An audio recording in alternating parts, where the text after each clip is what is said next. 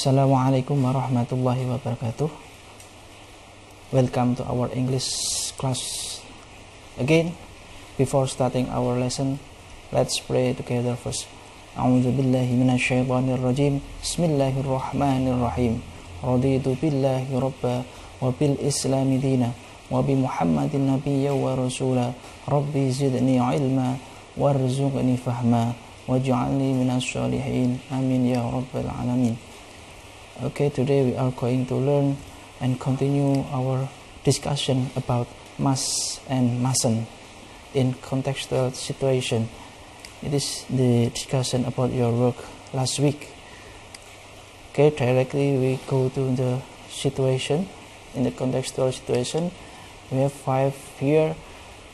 The situation, kita punya situasi di sini. Yang pertama, you blah blah blah your teeth after each meal. Apa isinya kira-kira? Ini sudah ada pilihannya. Jadi teeth itu berarti gigi, berarti setelah makan berarti menjikat, berarti kira-kira harus, berarti you must, yang cari must brush. Okay, so this one, you must brush your teeth after each meal. Then number second, you seatbelt your seatbelt sabuk pengaman, berarti dikencangkan. You must fasten your seatbelt when you go by car. Kamu harus mengencangkan sabuk pengamanmu ketika kamu pergi dengan mobil. Next, a driver, pengendara, kira-kira when she sees the red sign, ketika dia melihat red, merah, lampu merah, tanda merah, berarti go or stop. You must stop. Okay, good. Next, you late for school. You late itu terlambat, berarti tidak boleh, harus tidak terlambat, berarti you mustn't go late for school.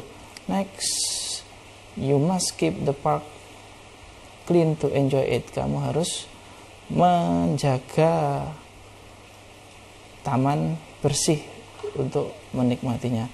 Next situation, there are some examples here. Ada beberapa contoh. Ini cheat in the test. Cheat itu nyontek. Cheat in the test berarti tidak boleh. Must or mustn't? Mustn't. You mustn't cheat in the test. Next, you be quiet. Be quiet itu berarti tenang. When someone else is speaking, ketika seorang yang lain sedang berbicara, berarti kamu harus or harus tidak? Harus. Jadi must. Next, you arrive in class on time. Berarti arrive itu datang di kelas, on time tepat waktu, berarti harus, must. Next, you be noisy. Noisy itu gaduh atau ramai di kelas, berarti tidak harus, harus tidak. Jadi mustn't. The last, listen mendengarkan to your teacher, pada gurumu, berarti harus, you must.